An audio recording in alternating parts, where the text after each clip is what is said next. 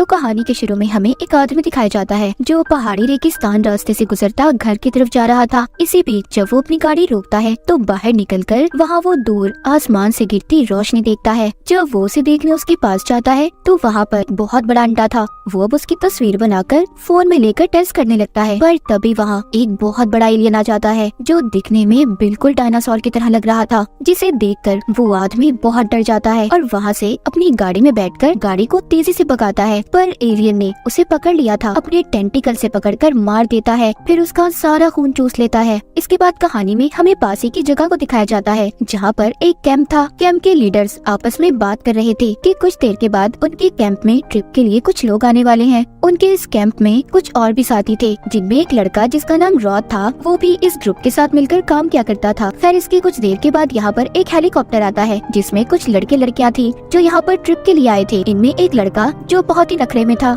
यहाँ तक कि उसे अपना सामान उठाना भी पसंद नहीं था। रॉड के अंकल को उसका ऐसा रवैया पसंद नहीं आता। वो उसे कहते हैं, देखो यहाँ पर तुम्हें सारे काम खुद ही करने हैं, यहाँ पर तुम्हारा कोई नौकर नहीं है। जिसके बाद पायलट सभी को रेगिस्तान के बीचों बीच छोड़ जाता है और कहता है कि मैं आप लोगों को यहाँ से तभी लेने आऊंगा जब आप लोगों का ट्रिप खत्म हो जाएगा, और इससे पहले आप लोग मुझे नहीं बुलाएंगे। ये सब वो ग्रुप की लीडर क्लेरी से कहकर चला गया था। वो यहाँ पर सबको समझाती है कि आप लोगों को यहाँ पर कोई भी डिजिटल चीज का इस्तेमाल नहीं करना, जैसे कि आपके मोबाइल्स वगैरह, और सबको नेचर यानी कुदरत में रहना सीखना होगा। इसीलिए ये सबसे मोबाइल फोन्स भी ले लेती है। क्लेरी सबको समझाती है कि हमें अपनी पहली मंजिल तक पहुँचने के लिए 15 मील का सफर तय करना है, इसीलिए हमें लगातार चलना होगा। रॉड के अंकल उनको चलते हुए कहते हैं कि किसी को भी अपना सफर भागकर या जल्दी जल्दी तय नहीं करना, क्योंकि यहाँ के मौसम में आप लोग थककर बीमार हो जाओगे। उधर ही रॉड भी इनके साथ था। वो इन्हीं ग्रुप में एक लड़की जिसका नाम कॉर्टनी था, वो उसके पीछे चल रहा था, पर ये बात कॉर्टनी को अच्छी नहीं लगती, इसीलिए वो रॉड को उससे आगे चलने का कहती है। चलते चलते इन सबको शाम हो गई थी। ये सभी रास्ते में टेंट लगाते हैं और सो जाते हैं। तभी रात को रॉड के अंकल को सोते हुए किसी किस्म की आवाज आ रही थी। जब वो अपने टेंट से बाहर निकलकर देखते हैं तो वहाँ पर जंगली घोड़ों का झुंड था जो भागकर इनकी तरफ आ रहा था। ये जल्दी से सबको टेंट से बाहर निकलने का कहते हैं। सब टेंट से बाहर आ गए थे, पर रॉड देखता है कि कॉर्टनी अभी भी अपने टेंट में ही फंसी हुई थी। वो जाकर उसकी मदद करता है और उसे बचा लेता है। ग्रुप का एक लड़का क्लेरी से कहता है कि हम यहाँ पर घोड़ों के हमले से मर भी सकते थे, आप लोग हमारा क्या ख्याल रख रहे हैं। मगर वो उसे शांत करती है और फिर सबको अपना सामान समेटने का कहती है। वो ये भी बताती है कि हमें जल्दी यहाँ से जाना होगा, यहाँ पर हमें खतरा है, और निकल जाते हैं। ये सभी चलते हुए काफी आगे तक आ गए थे। सब उस जगह पर पहुँच गए थे जहाँ पर आसमान से रोशनी गिरी थी, मतलब वही जगह जो हमने कहानी के शुरू में देखी थी। जब ये वहाँ जाते हैं तो वहाँ पर उस आदमी का फोन में मिलता है जिसको एलियन ने मार दिया था। वहाँ पर पड़े वो उसी अंडे को भी देखते हैं। उसे देखकर सब अपने अपने तरीके से सोचने लगे थे। तभी वहीं पर क्लेरी और रॉड के अंकल उस जगह का मुआयना करने लगते हैं। तो वहाँ पर उन्हें उस आदमी की गाड़ी दिखाई देती है जिसको एलियन ने मार दिया था। रॉड के अंकल जब उस गाड़ी का दरवाजा खोलते हैं तो उसमें उस आदमी की लाश थी जिसमें से सारा खून गायब था। रॉड के अंकल सोचते हैं ये परेशानी बहुत बड़ी है, यहाँ पर बहुत बड़ा खतरा है, इसीलिए हमें जल्दी यहाँ से चलना होगा। पर क्लेरी उन्हें मना करती है, कहती है हम ऐसे अपने ट्रिप को बीच में खत्म करके नहीं जा सकते, क्योंकि कुछ वक्त पहले हमारा एग्रीमेंट साइन हुआ है, हम जेल में भी जा सकते हैं और हमारा टूरिस्ट गाइड का लाइसेंस भी कैंसिल हो जाएगा। ये बात सुनकर रॉड के अंकल बहुत नाराज हो जाते हैं, क्योंकि उन्हें इस बात के बारे में कुछ भी नहीं पता था। क्लेरी ये भी कहती है कि ये बात रॉड को नहीं पता चलनी चाहिए कि हमने यहाँ पर किसी आदमी की लाश को देखा है। ये सब वो रॉड के अंकल को समझाकर जाने लगती है। कुछ वक्त के बाद रात भी हो गई थी। अब ये सभी यहाँ पर टेंट लगाकर इसी जगह पर रात गुजारने का फैसला करते हैं। तभी इनके ग्रुप का एक लड़का वॉशरूम जाता है। रॉड के अंकल रॉड को उसके साथ जाने का कहते हैं, मगर वो लड़का उसे साथ ले जाने से मना कर देता है। जब ये बात रॉड के अंकल को पता चलती है तो वो उस पर बहुत नाराज होते हैं। कहते हैं कि तुमने उसे अकेले क्यों जाने दिया जंगल में, वो हमारी जिम्मेदारी है। अब वो जल्दी से उस लड़के के पीछे जाते हैं, लेकिन वो लड़का उन पर भी गुस्सा कर रहा था। रॉड के अंकल उसकी बात सुनकर वहीं दूर जाकर खड़े हो जाते हैं। तभी हम यहाँ पर उसी एलियन को देखते हैं, डायनासोर की तरह खतरनाक एलियन। वो एलियन उस लड़के पर हमला करने वाला था। तभी उसके दरमियान में रॉड के अंकल आ गए थे जो उस लड़के को भागने का कहते हैं। वो तो वहाँ से भाग गया था, पर रॉड के अंकल को उस एलियन ने अपने टेंटिकल से पकड़ लिया था। जब उधर कैंप में रॉड को अपने अंकल की चीखने की आवाजें सुनाई देती हैं, तो वो भाग कर जाता है। इससे पहले वो अपने अंकल को बचा पाता, उस एलियन ने अपने टेंटिकल से उनका सारा खून चूस लिया था और उन्हें मार देता है। रॉड अपने अंकल की ऐसी हालत देखकर बहुत रोता है। वहाँ पर जितने भी लोग थे सभी परेशान हो गए थे। रॉथ सबसे कहता है फिक्र नहीं करें, एक महफूज जगह है, हम लोग वहाँ पर जाएंगे और कल सुबह हम अपने कैंप में वापस चले जाएंगे। अब रॉथ सबको लेकर एक केव गार्ड के अंदर आ गया था। कहता है ये जगह हम सबके लिए महफूज है, हमें यहाँ पर कोई खतरा नहीं है। तभी वहाँ पर एक लड़के को कुछ चिपचिपा महसूस होता है जो हर जगह पर था। रॉथ का रेडियो भी आवाज कर रहा था जो आने वाले खतरे के बारे में बता रहा था। जब ये उस जगह पर रोशनी करके देखते हैं तो वहाँ पर वो ही एलियन था। सभी अब यहाँ से भी भागते हैं, पर भागते हुए एक लड़का वहीं पर गिर गया था। रॉथ उसको बचाने जाता है लेकिन एलियन ने उसे अपने टेंटिकल से पकड़ लिया था और उसे भी मार देता है। बाहर आकर रॉथ सबको कहता है हमें जल्दी अपने मेन कैंप बेस में वापस पहुंचना होगा, हमारी जान तभी बच सकती है। अब ये चाहते हुए दोबारा से उसी एलियन के अंडे को देखते हैं और पास ही उस आदमी की गाड़ी को भी।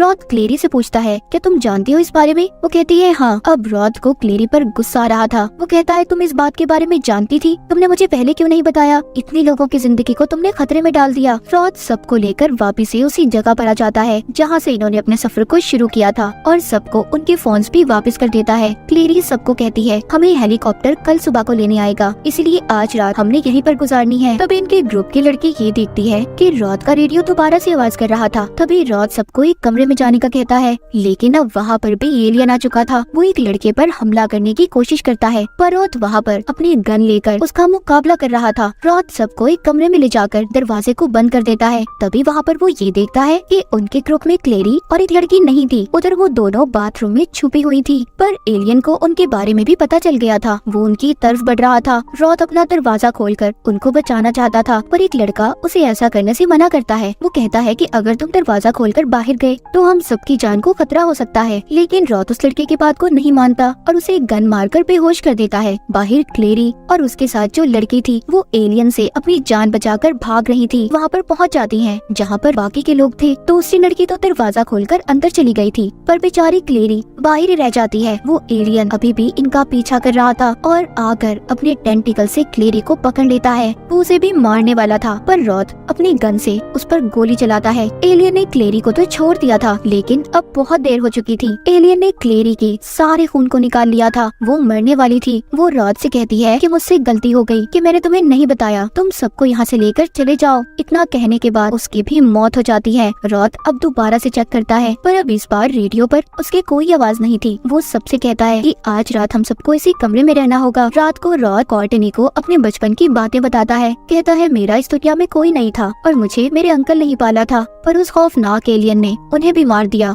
सब बातें सुनकर कॉर्टनी भी उसे अपने बारे में बताती है। कहती है मेरा भी इस दुनिया में कोई नहीं है। रॉथ इसे पसंद करने लगा था। सुबह होते ही इनकी कैंप का पायलट हेलीकॉप्टर लेकर आ जाता है। रॉथ उससे कहता है हमें जल्दी यहाँ से निकलना होगा, यहाँ पर खतरा है। पर वो जाने के लिए तैयार नहीं था। वो कहता है पहले मुझे बताओ क्लेरी कहाँ पर है और तुम्हारे अंकल। वो वहाँ पर दोनों को आवाज देने लगता है पर जैसे ही वो थोड़ा सा आगे जाता है वहाँ पर वो क्लेरी की लाश को देखता है। रॉथ कहता है मैंने कहा था ना यहाँ पर खतरा है, यहाँ पर एक एलियन घूम रहा है जो सबकी जान का दुश्मन है, मैं तुम्हें इसीलिए यहाँ से जाने का कह रहा था। वो सभी अब हेलीकॉप्टर में बैठ जाते हैं और खुश थे कि वो यहाँ से जा रहे हैं पर अचानक से उनकी रेडियो पर दोबारा से आवाज होने लगती है। वो एलियन इनके हेलीकॉप्टर से लटका हुआ था। रॉथ उस पर अपनी गन से गोली चलाता है पर वो एलियन उनकी ग्रुप की एक लड़की को पकड़कर उसका खून पीने लगता है। रॉथ बाकियों की जान बचाने के लिए सबसे कहता है कि नीचे कूद जाओ। सभी ऐसा ही करते हैं पर हेलीकॉप्टर का पायलट उस एलियन को खत्म करने का सोचता है। वो अपने हेलीकॉप्टर को पहाड़ में देकर मारता है जिससे वो तो तबाह हो गया था। सब अब ये समझ रहे थे कि साथ में उसने एलियन को भी मार दिया पर रॉथ कहता है मुझे लगता है वो एलियन अभी भी जिंदा है। वो सबसे यहाँ पर करीब ही एक फार्म हाउस पर जाने का कहता है जो इसकी साथी का ही था। वो कहता है हम वहाँ पर जाकर बच सकते हैं। तभी वहाँ पर एक लड़का जाने से मना कर देता है क्योंकि वो बहुत ज्यादा थक गया था। रॉथ कहता है हमें चलते रहना होगा लेकिन वो लड़का अब रॉथ पर हमला करता है और उससे लड़ने लगता है। रॉथ भी उसे मारता है। कहता है तुम्हें हमारे साथ आना है तो आओ वरना यहीं पर रहो। अब खैर ये सभी फार्म हाउस पर आ जाते हैं जहाँ पहुँचकर रॉथ अपनी साथी को एलियन वाले हादसे के बारे में बताता है। वो तो सुनकर डर गई थी और जल्दी से पुलिस को भी फोन कर देती है। तभी हम देखते हैं उनकी रेडियो पर फिर से आवाज आने लगी थी। यहाँ पर पर वो लड़का जब ये देखता है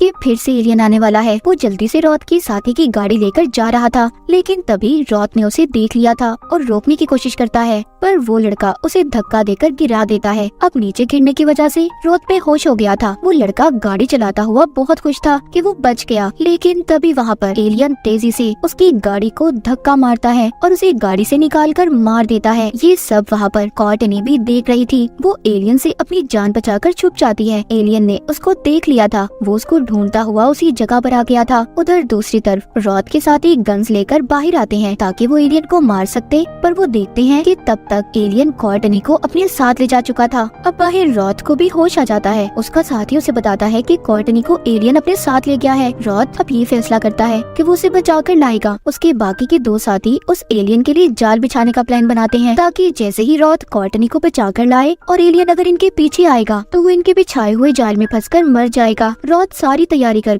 कॉर्टनी को अकेले ही बचाने निकल जाता है। उसका साथी उसे बॉम्ब भी देता है ताकि खतरे के वक्त वो इन्हें इस्तेमाल कर सके। इसके बाद रॉथ बाइक लेकर उसी केव गार के अंदर जाता है जहाँ पर ये पहले गए थे, क्योंकि वो जानता था कि वो एलियन वहीं पर रहता है। वो केव के अंदर आकर कॉर्टनी को देखता है जिसके ऊपर एलियन का बच्चा था जो आहिस्ता आहिस्ता उसका खून पी रहा था। यहाँ पर हमें पता चलता है जो अंडा हमने कहानी के शुरू में देखा था उसी में से ये एलियन का बच्चा निकला था। अब उस एलियन के बच्चे को देखकर रॉथ को बहुत गुस्सा आता है और वो एक ही गोली चलाकर उसे मार देता है। जब गोली की आवाज सुनकर बड़ा एलियन आता है जो अपने मरे हुए बच्चे को देखकर बहुत गुस्से में आ गया था। उस एलियन से बचने के लिए रॉथ उस केव में बॉम्ब फेंकता है ताकि वो एलियन मर जाए, पर ऐसा कुछ नहीं होता, वो अभी भी जिंदा था। रॉथ अब जल्दी से कॉर्टनी को लेकर बाइक पर बिठाकर उसे वहाँ से ले आया था, पर अभी भी एलियन उनका पीछा कर रहा था। फार्म हाउस पर ले आया था जहाँ पर रॉथ के साथियों ने एलियन को मारने के लिए जाल बिछाया हुआ था। उसके साथियों से बताते हैं हम दो तरीकों से एलियन को मार सकते हैं, या तो बिजली से या फिर फ्यूल में ब्लास्ट करने से। वो अपने जाल को सेट कर रहे थे, पर तभी यहाँ पर एलियन आ गया था जो रॉथ के साथी को मारने लगता है, लेकिन रॉथ उसका ध्यान अपनी तरफ करके उसी तरफ ले आता है जहाँ पर बिजली थी, जिधर करंट का जाल बिछाया हुआ था। रॉथ तो वहाँ से ऊपर छलांग लगा देता है, पर एलियन को बिजली के झटके लगते हैं, लेकिन तब भी उसे कुछ नहीं हुआ था। अब रॉथ के साथी एक छोटा ट्रक लेकर उस एलियन की तरफ बढ़ती है ताकि वो उसको धक्का लगाकर फ्यूल वाली जगह पर भेजकर ब्लास्ट कर सके, पर रॉथ उसे ऐसा करने से रोकता है और कहता है ऐसा करने से तुम्हारी जान को भी खतरा हो सकता है, पर वो नहीं सुनती और एलियन की तरफ बढ़ती है। जैसे ही वो उसे जोर से धक्का देकर फ्यूल की तरफ फेंकती है, एक जोरदार धमाका होता है, लेकिन उस धमाके में रॉथ की साथी तो मर गई थी, पर अब भी एलियन को कुछ नहीं हुआ था। रॉथ समझ गया था कि इस एलियन का जिस्म बहुत मजबूत है, पर ये अंदर से उतना ही नाजुक। वो एक बॉम्ब को लेकर उसके टेंटिकल के अंदर डाल देता है, जिस वजह से एलियन फट जाता है। उसके जिस्म के सैकड़ों टुकड़े हो गए थे। इस तरह से वो एलियन खत्म हो जाता है। एलियन के मरने के बाद रॉथ, कॉर्टनी और उनका एक साथी सुकून का सांस लेते हैं, जिसके बाद पुलिस भी वहाँ पर आ गई थी और इसी के साथ खौफनाक एलियन की कहानी यहीं पर खत्म हो जाती है।